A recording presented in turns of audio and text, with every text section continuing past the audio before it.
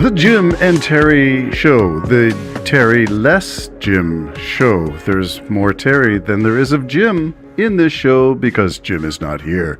All of that awkward expression just to talk about, a Jim and Terry show without Jim. He's at the exhibition this week. I think I mentioned that in a previous podcast.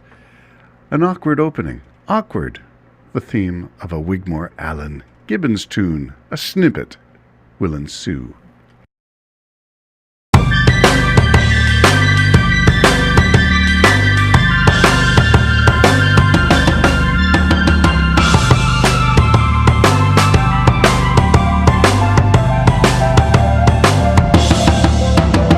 Why don't you mind your business like I mind mine? Why don't you get your finger out and tap it in time? Why do you throw a tantrum and huff and puff away? And when you're out of your depth, you simply sail away. Awkward Squad. The Awkward Squad. Awkward Squad. We're in the Awkward Squad. The Awkward Squad. Those awkward years of transition. From teenage to young adulthood to family man to jobs to paying taxes to all the responsibilities of a citizen of a free country, of Canada. Well, I have a lot of other things to talk about besides awkwardness and my opening and stumbling over words. That song, by the way, Keith Allen from Middlesbrough did all the guitars and the lyrics and vocals of that song. So awkward, yeah, sometimes it can be. And I want to dabble into some things that I find to be awkward in terms of the way the news is portrayed, the way people think, the way people believe about politics, about what's right and what's wrong, what's good and what's bad, what's good and bad. Maybe it should be good and evil. Are those the opposites? I'm not sure. Anyway, this is picking up a strain of thought that emerged from the editorial from the Niagara on the Lake, where Pierre Poilievre was called into question with some follow-up questions, the answers to which were less than stellar, and really exposed the leader of the opposition as being a little short on details, short on policy, large on slogans. Anyway, something came up in that got my attention. It was in the editorial, so I'm not commenting that this is from Poilievre at all, but it does represent something, so I'm going to plant a dot. And maybe be one of those CSI things that you see. There's a great commercial on TV right now where there are a bunch of detectives and investigators in a police basement, poorly lit room with files everywhere and a wall with photos and ribbons and pins and maps, all connecting things. And the final tack goes in, and all of a sudden the walls spring a leak. Well, I'm not sure that I want to spring a leak or anything, but I do want to put a thumbtack in the wall. Hope it doesn't spring a leak, but connects to something else. The term citizen journalism was used, and I don't know if it was Pierre Poilievre who actually used that. I'm trying to find the source of that word. Citizen journalism is the term that was raised, I think it was by the editor, in a question with the leader of the opposition. But the term citizen journalism is something that should not exist. It's like the digital soldiers of QAnon, where anybody can find whatever they want and say whatever they want and believe whatever they want without connection to reality or fact. And that is dangerous populist territory to go into, where anybody can make up stuff. And that is true and has been true for Donald Trump for 8 years, and nothing has changed. It is still true. Make stuff up. And if you say it often enough, and this was Hitler's propaganda tool from Goebbels, I think. Just repeat the lie often enough and people will believe it. Citizen journalism is that same thing. It is where any one of us with a microphone, yes, me included, Jim, yeah, it's us, citizen journalism. We make stuff. Do we make it up? I hope we don't. I hope we have anchors and links where we get our information from, whether it's mainstream media or some other source. But you got to connect with facts at some point. And citizen journalism is not necessarily fact-based. It may be a fact-free zone. And it's in social media. It's in TikTok and Facebook.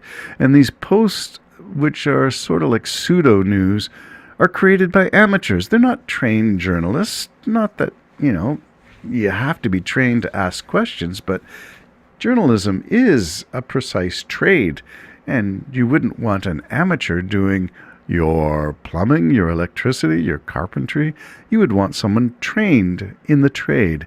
And that's what journalism is. So, do you really want citizen journalism where amateurs can post whatever content they want without being encumbered by a sense of what is balanced journalism, or with half-baked ideas littered with untruths accompanied by opinions that are not substantiated with research? Citizen journalism. I'm not sure that's a thing. Well, it shouldn't be a thing because people are not trained journalists. Anybody can post content in this day and age of the internet and social media and platforms, and everybody wants more views, more clicks, more likes. Content that creates the interest is exciting, but it may not be true. My allegiance is to the truth, and that's why I run into all kinds of naysayers who say, well, you're just as guilty as everybody else. Well, yeah, that might be when things I say cannot be substantiated or there's contrary information.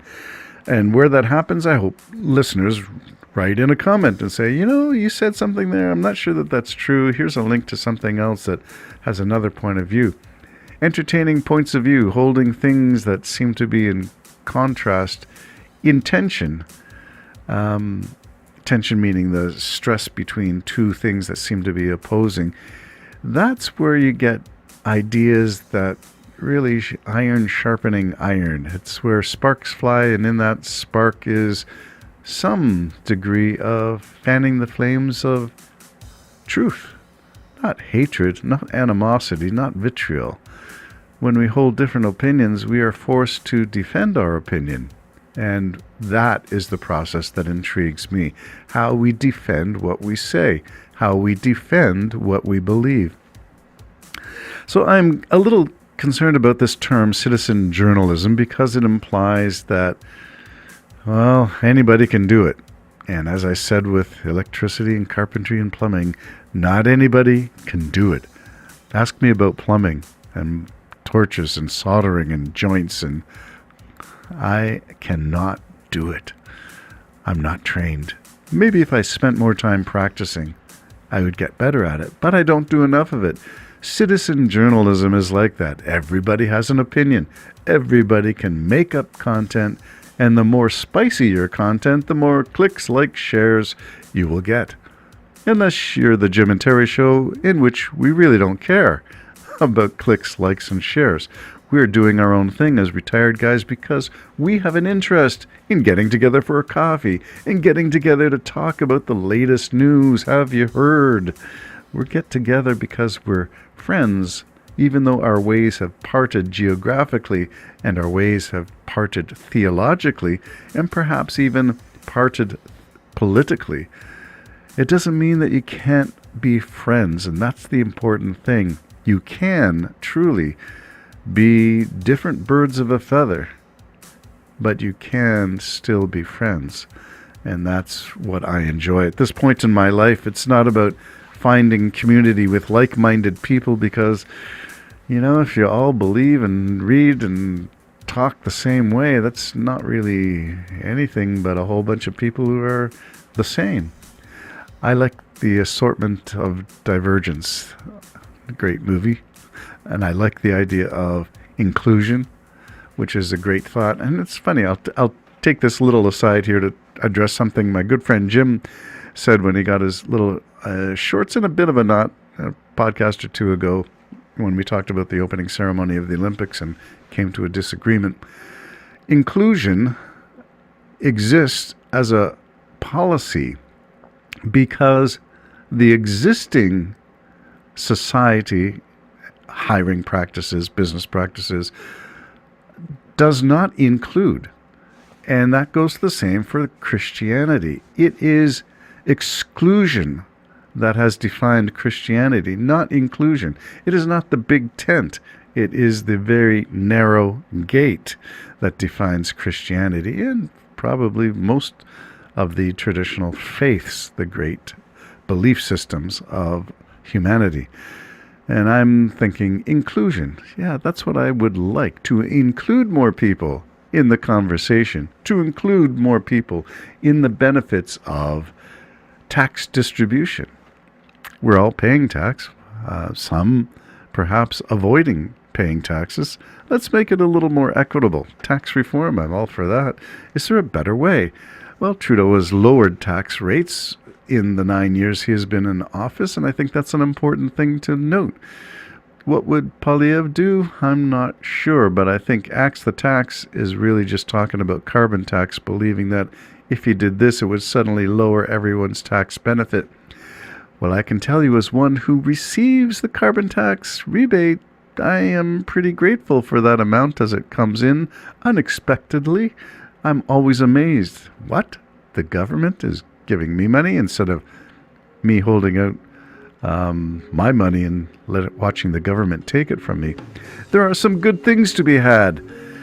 Citizen journalism. I'm not sure that that's a good thing. You can read about it in that Niagara Now opinion editorial, but that was something that I came across.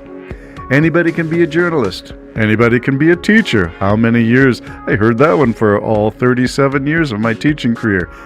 Those who can't teach. Really? How about those who can't preach?